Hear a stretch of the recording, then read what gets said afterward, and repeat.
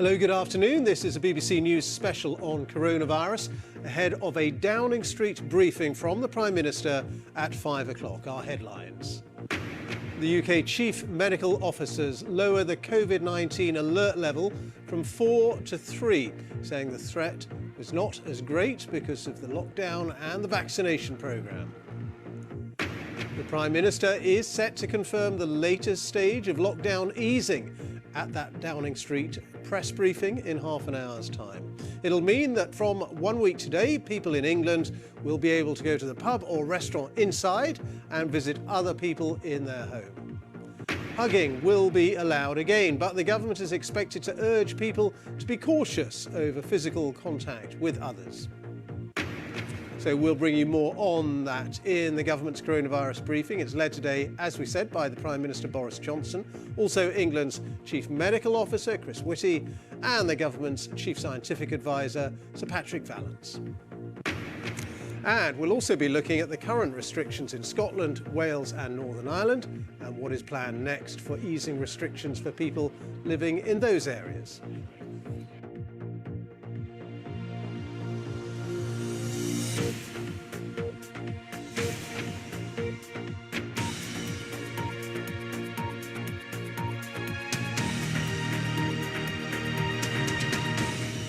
I think there is going to be possibly a little more to be heard around that, because there is a bit of unhappiness about the fact that that initial list of green list destinations is... All right, Helen, thank you. Here is the Prime Minister. Let's listen into the briefing.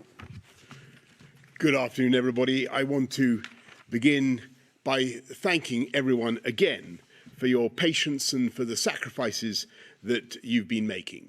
Businesses, pubs, restaurants that have been waiting to welcome customers back through their doors. Businesses, pubs, restaurants that have been waiting to welcome customers back through their doors, grandparents who have gone for months without seeing their grandchildren, weddings postponed, funerals sadly constrained, and religious festivals such as Eid yet again facing restrictions.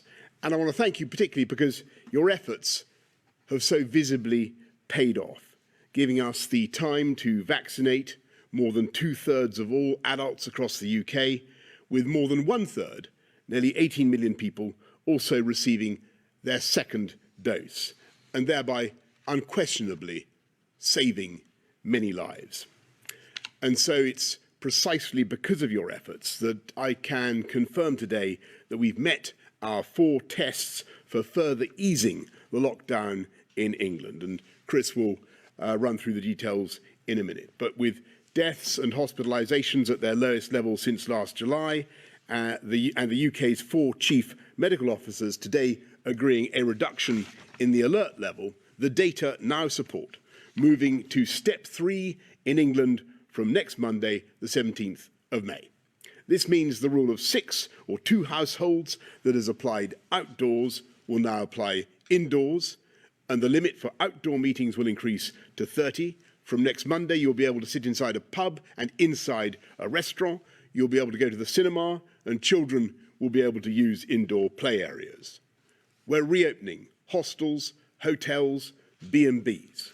We'll reopen the doors to our theatres, concert halls, and business conference centres. We'll unlock the turnstiles of our sports stadia subject to capacity limits, and from next week, everyone will be able to travel within Britain and stay overnight, meaning schools will also be able to organise trips with overnight stays. We will no longer require face coverings in classrooms or for students in communal areas in secondary schools and colleges.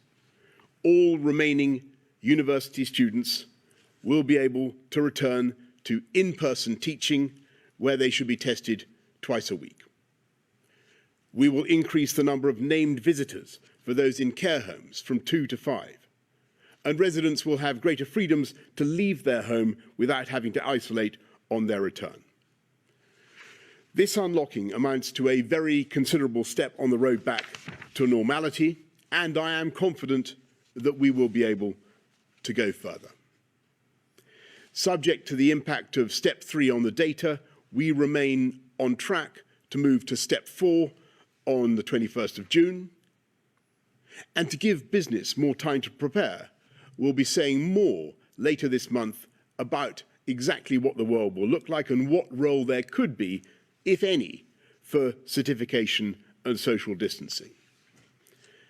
And today, we're taking a step towards that moment when we learn to live responsibly with COVID, when we cease eventually to rely on detailed government edicts and make our own decisions based on the best scientific advice about how to protect our families and those around us. So from next Monday, we're updating the guidance on close contact between friends and family, setting out the risks for everyone to make their own choices. This doesn't mean we can suddenly throw caution to the winds. In fact, more than a year into this pandemic, we all know that close contact, such as hugging, is a direct way of transmitting this disease. So I urge you to think about the vulnerability of your loved ones, whether they've had a vaccine, 1 or 2 doses, and whether there has been time for that vaccine to take effect. Remember, outdoors is always safer than indoors. And if you're meeting indoors, remember to open a window and let in the fresh air. Keep getting tested regularly, even if you don't have symptoms, so you don't spread the virus without knowing it.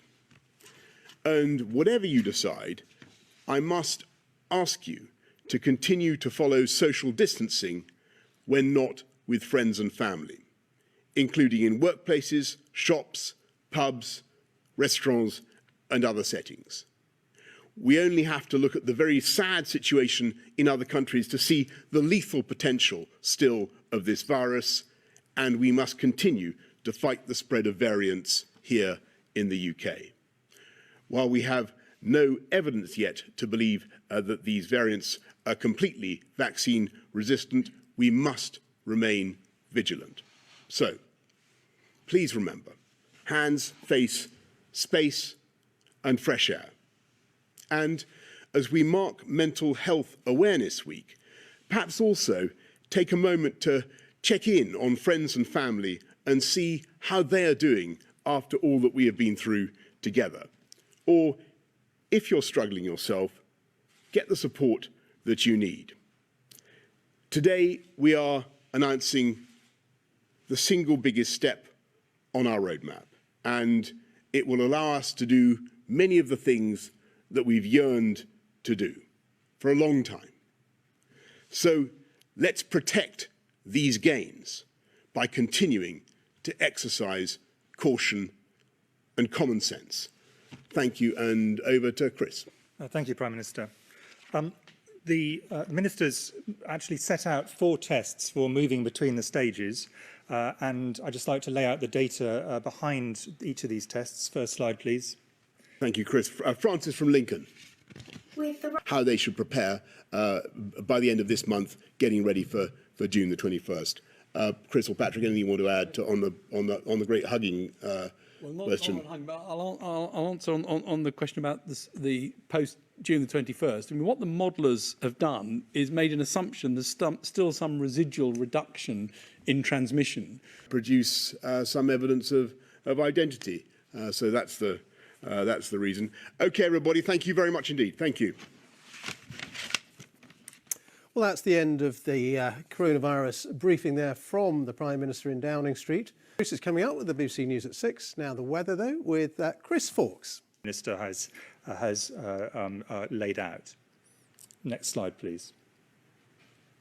The final test, and in a way the most difficult test, is the assessment of the risk from variants of concern. These are new variants of COVID, which might be one or other or both of either more transmissible than existing ones, and everyone in the country will remember that when the B117 variant first started emerging in Kent, it then spread incredibly fast, so more transmissible ones are potentially a problem.